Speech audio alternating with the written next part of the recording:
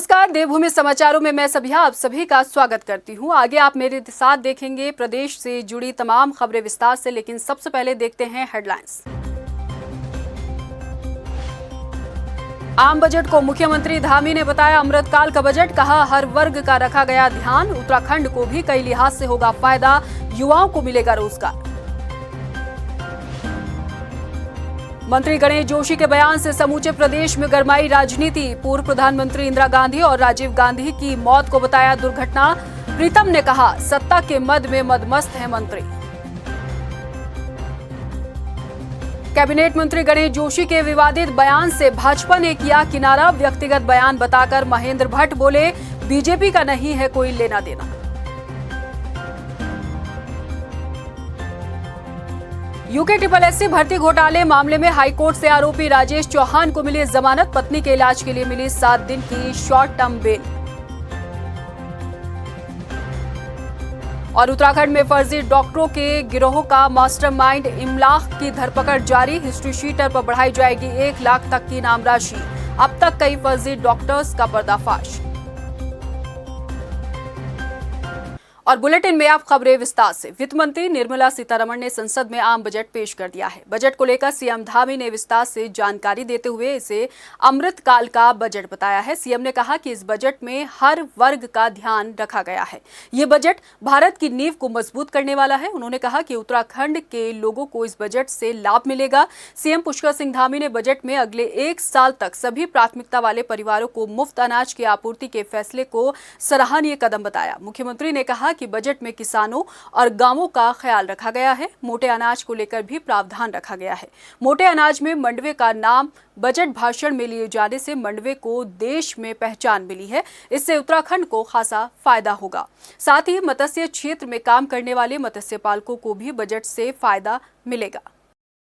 नए पर्यटन स्थल, नए डेस्टिनेशन, हमारे जो नए हेलीपोर्ट्स, एयरपोर्ट, हेलीड्रोम्स, ये सब वाटर स्पोर्ट्स की गतिविधियाँ इस नए बजट में मोटे अनाज का, विशेष रूप से नए शहरों का निर्माण, ये सारा चूँकि हम पहले से ही अपेक्षा कर रहे थे और केंद्रीय कर में भी चूँकि जीएसटी के कारण से हम पहले से मांग करते रहे हैं कि हमको और अधिक सहायता उपलब्ध कराई जाए। केंद्रीय करों से हमको ये भी मिल रहा है। और ये 3-4 चीज़ें जो प्रमुख रूप से हुई हैं, जिसमें हमारे जनजातीय क्षेत्र के एकलव्य विद्यालय हैं, उनमें शिक्षकों की भर्ती और नए बनाने का जो प्रावधान किया गया, इसका निश्चित रूप से हमको फायदा होगा और ये हमारे साथ साथ हिमालय के अन्य राज्यों को भी इसका बड़ा लाभ मिलेगा। वहीं बजट को लेकर सीएम पुष्कर सिंह धामी ने कहा कि बजट से उत्तराखंड को खासा लाभ मिलेगा। बजट में 50 नए एयरपोर्ट बनाने का लक्ष्य रखा गया है। उससे उत्तराखंड में भी नए एयरपोर्ट और हेलीपैड बनेंगे। इसके साथ ही सीएम धामी ने कहा कि युवाओं में रोजगार को लेकर मौके भी बढ़ेंगे और बजट में इसको लेकर प्रावधान भी किया गया है। आदिवासी एकलव्य विद्यालय में 37,000 पदों पर भर्ती होगी, जिससे रोजगार बड़े स्तर पर मिलेगा। नए नर्सिंग कॉलेज खोलने का प्रावधान भी बजट में किया गया है, जिसके बाद उत्तराखंड में 4 नए नर्सिंग कॉलेज खोलने का रास्ता अब साफ हो जाएगा। जहां सरकार बजट को शानदार बता रही है, वहीं विपक्ष बजट पर सवाल उठा रहा है। पूर्व मुख्यमंत्री हरीश रावत ने बजट पर कहा है कि ये बजट कहा गया है कि आने वाले 3 सालों के लिए ये बजट काफी खास रहने वाला है। उससे साफ जाहिर है कि केंद्र सरकार के पास पैसा नहीं है। उन्होंने कहा कि कांग्रेस को उम्मीद थी कि बजट में युवाओं को रोजगार के तोहफे के तौर पर केंद्र सरकार कुछ पेश करेगी, लेकिन युवाओं के हाथ निराशा ही लगी है। हरीश रावत ने कहा कि बजट में खाली लिफाफे वाली योजनाएं लोगों के सामने पेश की गई, जिससे कोई फायदा नहीं पहुंचने वाला। इस बजट में अधिकांश मामलों में जिसमें वित्तीय प्राविधान निहित हैं और जिसको एक वादे के रूप में कहा गया है, ये कहा गया है कि ये 3 वर्ष, आगे के 3 वर्षों के लिए, इसका मतलब है जो वर्तमान वित्तीय वर्ष है उसमें सरकार के पास धन नहीं है और इसलिए लायबिलिटी नहीं लेना चाहते हैं। अधिकांश मामलों में वित्त मंत्री ने कहा है कि ये 3 वर्ष के कोर्स के लिए। नंबर 1। नंबर 2, हम उम्मीद कर रहे थे कि आखिर अपने कार्यकाल के आखिरी वर्ष में, जबकि प्रधानमंत्री जी ने शुरू में कहा था कि हर साल 2 करोड़ नौकरियां, तो कम से कम देश के युवाओं से माफ़ी मांगते हुए कहते कि भाई पहले 9 साल या 8 साल मैं आपको 2 करोड़ लोगों को हर साल नौकरी नहीं दे पाया, और अब इस साल हम उस वादे को पूरा करेंगे ताकि आगे के लिए भी एक परंपरा प्रारंभ हो। उत्तराखंड की राजनीति इन दिनों कैबिनेट मंत्री गणेश जोशी के बयान के इर्द गिर्द घूम रही है। गणेश जोशी के बयान के चर्चे और उनके बिगड़े बोल को लेकर सियासी बवाल मचा हुआ है। दरअसल गणेश जोशी ने देश के स्वर्गीय प्रधानमंत्री इंदिरा गांधी और राजीव गांधी को लेकर एक ऐसा बयान दे दिया है जिसकी उम्मीद किसी को नहीं थी। गणेश जोशी ने आखिर ऐसा क्या बयान दिया जिस पर उत्तराखंड की राजनीति 7वें आसमान पर पहुंच गई है? इसके लिए आपको हमारी स्पेशल रिपोर्ट देखनी होगी। उत्तराखंड के कैबिनेट मंत्री गणेश जोशी ने एक बेहुदा और बदजुबानी भरा बयान दिया है, जिसके बाद सूबे की सियासत का पारा 7वें आसमान पर है। ये बयान गणेश जोशी ने किसी राजनीतिक बयान की एवज में नहीं, बल्कि ऐसी शख्सियतों को लेकर दिया है जो देश के प्रधानमंत्री रह चुके हैं। जी हाँ, गणेश जोशी ने देश की स्वर्गीय प्रधानमंत्री इंदिरा गांधी और राजीव गांधी की शहादत को शहादत नहीं बल्कि हादसा बताया है। बदजुबानी के लहजे में गणेश जोशी को ना तो अपनी राजनीतिक मर्यादा का ही ख्याल रहा और ना ही सम्मान का। शहादत इस आज़ादी के आंदोलन में भगत सिंह ने दी है, सावरकर ने दी है, चंद्रशेखर आजाद ने दी है। शहादत कोई इनकी बपूती नहीं है, ये तो इनके साथ एक हादसा हुआ है। शहादत में और हादसे में बहुत अंतर होता है, लेकिन अब जिसकी जितनी बुद्धि होती है उतनी बात करता है, इसलिए भी ना कहना चाहूंगा। सुनने में गणेश जोशी का ये बयान बेहद ही बेहुदा और शर्मनाक है। गणेश जोशी साफ कह रहे हैं कि शहादत गांधी परिवार की बपौती नहीं है और इंदिरा और राजीव गांधी की हत्या शहादत नहीं बल्कि दुर्घटनाएं हैं। गणेश जोशी का ये बयान सुनने के बाद तो यही लगता है कि या तो गणेश जोशी ने देश के प्रधानमंत्री की हत्याओं का इतिहास उठाकर पढ़ा नहीं होगा या फिर उनको इस बात का इल्म ही नहीं होगा। उत्तराखंड के कैबिनेट मिनिस्टर गणेश जोशी की बदजुबानी भरे बयान यही नहीं रुके, बल्कि इनका सिलसिला इंदिरा गांधी और राजीव गांधी के बाद सीधे राहुल गांधी पर शिफ्ट हो गया। गणेश जोशी कह रहे हैं कि उन्हें राहुल गांधी की बुद्धि पर तरस आता है। गणेश जोशी ने कहा कि जिसके पास जितनी बुद्धि होगी उतनी ही वो बात करेगा। जोशी यहाँ तक कह गए कि अगर कश्मीर में प्रधानमंत्री नरेंद्र मोदी ने 370 नहीं हटाई होती तो क्या राहुल गांधी वहाँ शांतिपूर्ण तरीके से तिरंगा फहरा पाते? अब राहुल गांधी जी की मुझे बुद्धि पर तरस आता है। जिस लाल चौक पर ये झंडा आज उन्होंने फहराया, उसका श्रेय जाता है तो देश के प्रधानमंत्री नरेंद्र मोदी जी को जाता है। और धारा 370 नहीं हटी होती, माहौल उसके अनुकूल नहीं होता, क्या राहुल गांधी की हिम्मत थी कि लाल चौक पर झंडा फहराता? लाल चौक पर झंडा उस समय फहराया है तो डॉक्टर मुरली मनोहर जोशी जी ने फहराया। अगर आपको ध्यान होगा, मैं भी उस कार्यक्रम में साथ में था। प्रदेश के कैबिनेट मंत्री गणेश जोशी का देश के पूर्व प्रधानमंत्री और राहुल गांधी को लेकर दिए गए बयान का लहजा बेहद शर्मनाक और दुर्भाग्यपूर्ण है। इससे तो यही जाहिर है कि ना तो उन्हें अपने पद का ख्याल है और ना ही जो उन्होंने गैर जिम्मेदाराना रवैया अपनाया है उसका इल्म ही है। एक कैबिनेट मिनिस्टर होने के अलावा इंसानियत के नाते भी गणेश जोशी का ये बयान बेहद ही दुर्भाग्यपूर्ण और शर्मनाक है। राजनीतिक गलियारों में गणेश जोशी के इस बयान से माहौल काफी गरमाया हुआ है और चारों तरफ उनके इन बयानों की खुले तौर पर निंदा भी हो रही है।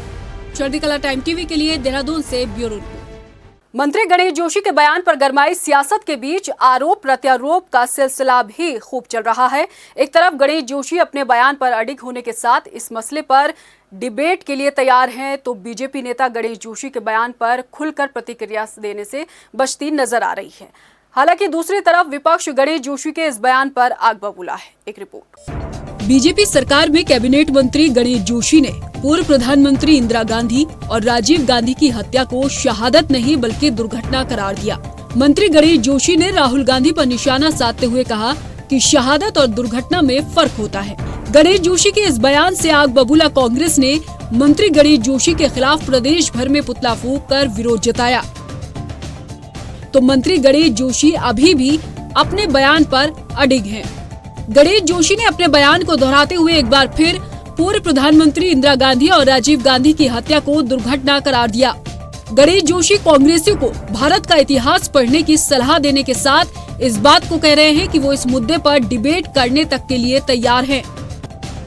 कैबिनेट मिनिस्टर गणेश जोशी अपने बयान पर अडिग हैं, तो भाजपा के नेता गणेश जोशी के बयान पर खुले तौर पर प्रतिक्रिया देने से बचते दिख रहे हैं। बीजेपी के प्रदेश अध्यक्ष महेंद्र भट्ट ने जोशी के बयान पर ये कहकर किनारा कर लिया कि गणेश जोशी ने किस परिप्रेक्ष्य में ये बयान दिया है, ये जांच का विषय है। देखिए, गणेश जोशी जी का बयान है, गणेश जोशी जी ने किस परिप्रेक्ष्य में कहा है, एक बार हम साफ बातें जरूर करिए। देखिए, गणेश जोशी जी का बयान है, गणेश जोशी जी ने किस परिप्रेक्ष्य में कहा है, एक बार हम साफ बातें जरूर करिए। बीजेपी जोशी के बयान पर खुलकर बोलने से बच रही है, तो कांग्रेस उनके इस बयान से आग बबूला है। कांग्रेस प्रदेश प्रवक्ता गरिमा दसौनी ने भाजपा पर पलटवार करते हुए गणेश जोशी के बयान की घोर निंदा की है। और गणेश जोशी ने इस तरह का घटिया बयान हमारे नेताओं के प्रति देकर अपने मानसिक स्तर का, अपने बौद्धिक क्षमता का और अपने संस्कारों का प्रदर्शन किया है। जाकी रही भावना जैसी प्रभु मुहूर्त देखी दिन।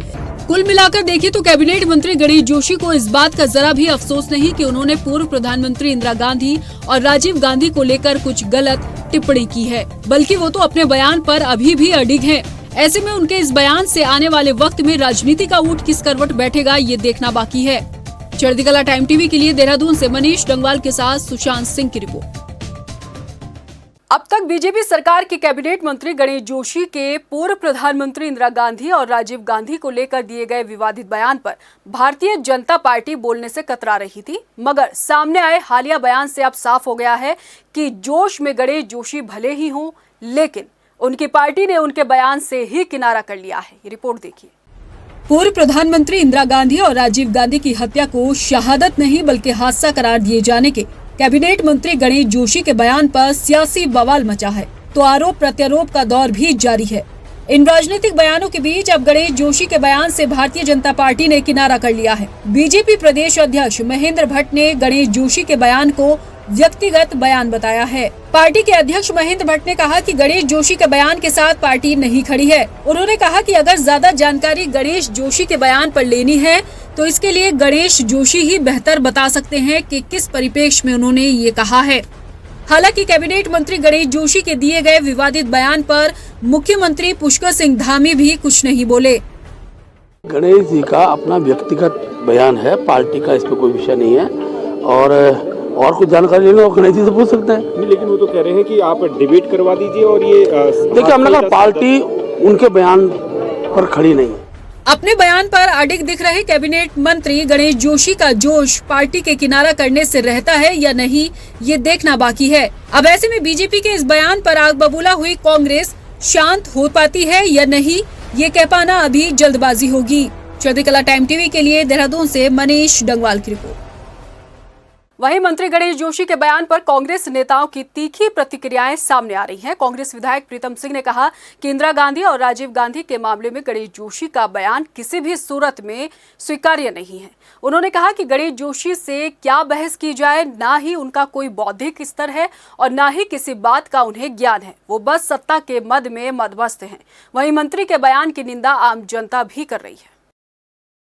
गणेश जोशी जैसे व्यक्ति से क्या डिबेट करनी है, क्या बौद्धिक स्तर है गणेश जोशी का? ठीक है, मंत्री बन गए, कहते ना बिल्ली के भाग से जो है वो छीका फट गया, तो ये हालत है। कोई बौद्धिक स्तर नहीं है, कोई ज्ञान नहीं है और सत्ता के मद में मदमस्त है।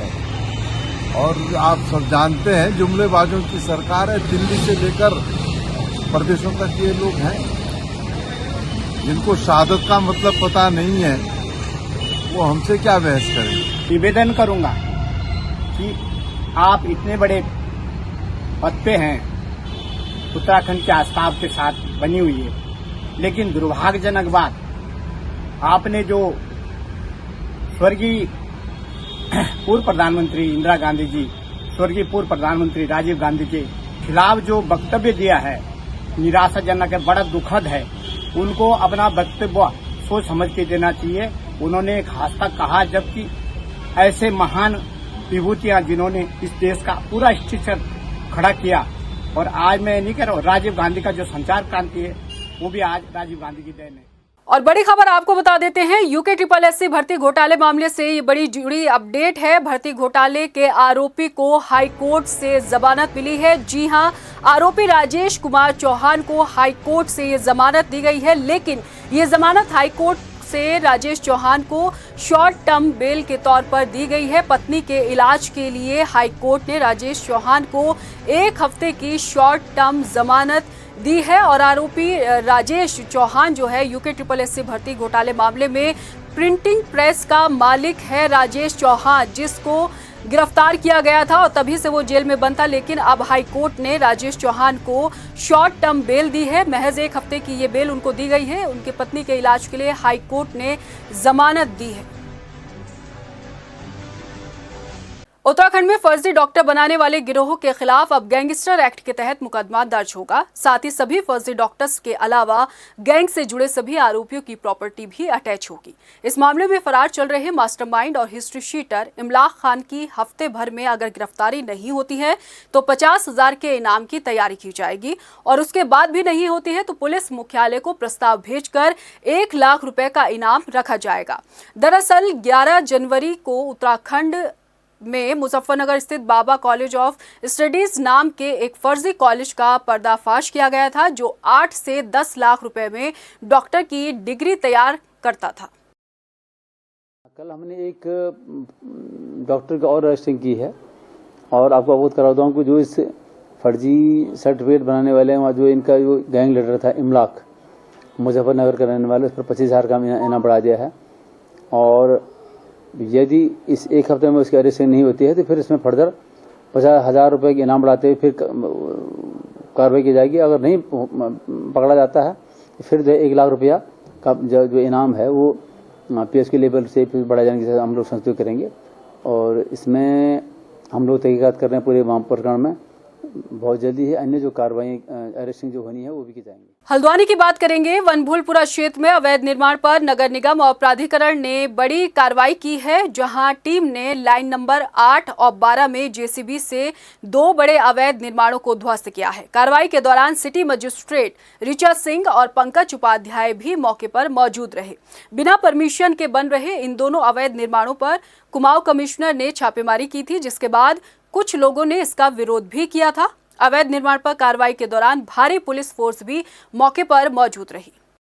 देखिए, जैसा कि आप लोग भी साथ में मौजूद हैं, लाइन नंबर 8 और लाइन नंबर 12 में जो 2 अवैध निर्माण थे जो नजूल लैंड पर किए गए थे, उसमें पूर्व में परसों भी कार्रवाई के लिए कहा गया था। इन लोगों ने 2 दिन का इसमें समय मांगा था और आज समय व्यतीत होने के बाद भी इनके द्वारा इस अवैध निर्माण को नहीं हटाया गया। इसके कारण यहाँ पर पुलिस प्रशासन और नगर निगम की संयुक्त कार्रवाई में इसे ध्वस्त किया जा रहा है। लाइन नंबर 8 और 12 में जो 30 तारीख को कार्रवाई हुई थी, उसका जिस प्रकार से अराजकतापूर्ण तरीके से विरोध किया गया था, राजकीय कार्य में बाधा उत्पन्न किया गया था, अधिकारियों कर्मचारियों से भद्रता की गई थी, काम भी अवैध हो और दादागिरी भी हो, बात सही नहीं है और कानून सम्मत भी नहीं है। उसके बाद हमको उनको पहले भी नोटिस दिया गया था, उसके बाद भी नोटिस दिया गया। देहरादून नगर निगम सभागार में मेयर सुनील उनियाल गामा की अध्यक्षता में बोर्ड बैठक आयोजित हुई। बैठक में शहर में म्यूटेशन शुल्क और घर घर कूड़ा उठाने, कूड़ा शुल्क में इजाफा समेत जमीन कब्जे को लेकर बहस हुई। 16 प्रस्ताव इस बैठक में पेश किए गए। कुछ प्रस्तावों को लेकर पार्षदों ने जमकर हंगामा भी किया। नगर निगम की बोर्ड बैठक में इस साल होने जा रहे निकाय चुनाव को देखते हुए पार्षदों ने किसी तरह का आर्थिक बोझ शहर की जनता के सिर पर न डालने की पैरवी की तो कुछ शुल्क बढ़ाने के पक्ष में रहे। मेयर ने कहा कि फिलहाल लक्ष्य देहरादून को देश के नंबर 1 स्वच्छता जिले में शामिल करना है, जिसको लेकर सरकार लगातार काम कर रही है। देखिए, हमारे आज बोर्ड में जितने प्रस्ताव थे अधिकतर जो है सर्वसम्मति से जो पास हुए हैं। एक प्रस्ताव जिसमें होमवर्क हमारा पूरा नहीं हुआ था उसको हमने पेंडिंग कर दिया है। लगभग सभी प्रस्ताव पास हुए हैं। मैं सभी पार्षदों का धन्यवाद करता हूं और शहर हित में लगातार हमारे सब पार्षद जो है मिलके अपने शहर देहरादून को चमकाना चाहते हैं, उसका विकास करना चाहते हैं, उसकी स्वच्छता के साथ साथ हमारी स्वच्छता की रैंकिंग में सुधार करना चाहते हैं। अन्य शहरों की बदौलत, अन्य शहरों के जैसा वहाँ विकास कार्य हो रहे हैं उससे अधिक विकास करना चाहते हैं। मुख्यमंत्री पुष्कर सिंह धामी की घोषणा के बाद पंचवेश्वर में एंगलर कैंप का निर्माण कार्य शुरू हो गया है। पंचवेश्वर में एंगलर कैंप का निर्माण पर्यटन को बढ़ावा देने के साथ ही युवाओं के लिए क्षेत्र में स्वरोजगार के मौके भी खोलेगा। आपको बता दें कि पंचवेश्वर में भारत और नेपाल की सीमा पर महाकाली और सरयू नदी का संगम है। ये जगह golden mahseer fish catch and release के लिए भी प्रसिद्ध है। कहा जाता है कि यहाँ सबसे ज्यादा वजन की गोल्डन महाशीर पाई जाती है। महाशीर को पकड़ने के लिए फिश गेम का भी आयोजन किया जाता है, जिसमें देश विदेश से एंगलर हिस्सा लेने पंचवेश्वर आते हैं। क्षेत्र में पर्यटन को बढ़ावा देने के लिए अब सरकार क्षेत्र में एंगलर कैंप बनाने जा रही है। पर्यटन विभाग द्वारा पंचेश्वर में एंगलिंग कैंप का निर्माण कार्य शुरू कर दिया है। पंचेश्वर में देश विदेश से लोग गोल्डन महाशीर का खेल खेलने के लिए आते हैं। सबसे ज़्यादा वजन की गोल्डन महाशीर पंचेश्वर में ही पाई जाती है। इस कैंप के निर्माण होने से पंचेश्वर में बेहतर सुविधा जानने का संदेश जाएगा और इसके साथ साथ अन्य आधारभूत सुविधाओं का भी विकास होगा। नरेंद्र नगर विधानसभा के ग्राम पंचायत बल्दिया खान में रह रहे 14 परिवारों के मकान कर्णप्रयाग रेलवे लाइन निर्माणाधीन प्रोजेक्ट की जद में आ गए हैं। ग्रामीणों ने बताया कि कर्णप्रयाग रेलवे लाइन निर्माण कार्य इन दिनों युद्ध स्तर पर चल रहा है। टनल बनाए जाने के लिए हो रही ब्लास्टिंग से उनके घरों में दरारें आ रही हैं, मकानों की नींव कमजोर हो रही है। लोगों ने बताया कि उन्होंने मामले की शिकायत पर RVNL के अधिकारी गाँव में आए थे और खानापूर्ति करके चले गए। निशान लोगों के घरों पर लगा दिए गए हैं जहाँ दरारें आई हैं, मगर अब तक कोई कार्रवाई नहीं हुई है। ग्रामीणों ने बताया कि निर्माणाधीन कंपनी रात में टनल में ब्लास्टिंग करती है। घर क्षतिग्रस्त होने की वजह से वो अपने घरों से बाहर आ जाते हैं, मगर बाहर उन्हें जंगली जानवरों का डर भी सताता है। और रात को जब हैवी ब्लास्टिंग, आज रात को 3:30 बजे उन्होंने ब्लास्ट किया, बाहर भागना पड़ता है। लाइट की इतनी दिक्कत है कि कल से हमारे यहाँ कल रात से लाइट नहीं है। यहाँ बाघ का खतरा अलग बना हुआ, अगर रात को बाहर आ जाएगा तो उसको गुलदार उठा के ले जाएगा। सारे चौक मकान बिल्कुल हमारे जर्जर हो रखे हैं, खत्म हो रखे हैं। मकानों की दरारें आए दिन 1 छोड़ के 10 बढ़ रही हैं, रोज यही दिक्कत हो रही है। देहरादून में पुलिस ने गौ तस्करी में लिप्त 6 तस्करों को गिरफ्तार किया है। पुलिस ने तस्करों के कब्जे से गौ तस्करी में इस्तेमाल होने वाली सेंट्रो कार और मोटरसाइकिल भी बरामद की। SP सिटी सरिता डोभाल के मुताबिक पकड़े गए आरोपियों के खिलाफ यूपी में भी कई मुकदमे दर्ज हैं। इसके साथ ही बताया गया कि तस्कर सुनसान इलाकों में गौ हत्या करने के बाद गौमांस की सप्लाई भी किया करते थे। कोतवाली पटेल नगर ने एक अच्छा केस ये वर्कआउट किया है। इसमें लगभग 3 दिन पहले हमारे पास गौकशी की सूचना थी, जिस पर मुकदमा पंजीकृत किया गया था और इसके लिए जो हमने थाने की टीम बनाई थी जो इस पर लगातार काम कर रही थी। कल इसमें जो है हमें सूचना मिली है जिसमें ये मुखबिर ने बताया कि इस घटना में इन्वॉल्व जो लोग हैं उनके बारे में सूचना थी। इस संबंध में जब उस जगह पर गए तो 2 व्यक्तियों को रोका गया। उनसे पूछताछ में उनके द्वारा बताया गया कि उनके साथ के लोग और दोबारा जो है गौकशी के लिए आए हुए हैं। इस सूचना पर 6 लोगों को हम लोगों ने पकड़ा है। इस बुलेटिन में इतना ही। मुझे दीजिए इजाजत, लेकिन जाने से पहले एक नजर हेडलाइंस पर। नमस्कार। आम बजट को मुख्यमंत्री धामी ने बताया अमृतकाल का बजट, कहा हर वर्ग का रखा गया ध्यान। उत्तराखंड को भी कई लिहाज से होगा फायदा, युवाओं को मिलेगा रोजगार। मंत्री गणेश जोशी के बयान से समूचे प्रदेश में गरमाई राजनीति। पूर्व प्रधानमंत्री इंदिरा गांधी और राजीव गांधी की मौत को बताया दुर्घटना। प्रीतम ने कहा सत्ता के मद में मदमस्त है मंत्री। कैबिनेट मंत्री गणेश जोशी के विवादित बयान से भाजपा ने किया किनारा। व्यक्तिगत बयान बताकर महेंद्र भट्ट बोले बीजेपी का नहीं है कोई लेना देना। UKSSC भर्ती घोटाले मामले में हाईकोर्ट से आरोपी राजेश चौहान को मिली जमानत। पत्नी के इलाज के लिए मिली 7 दिन की शॉर्ट टर्म बेल। और उत्तराखंड में फर्जी डॉक्टरों के गिरोह का मास्टरमाइंड इमलाक की धरपकड़ जारी। हिस्ट्री शीटर पर बढ़ाई जाएगी 1 लाख तक की इनाम राशि। अब तक कई फर्जी डॉक्टर्स का पर्दाफाश।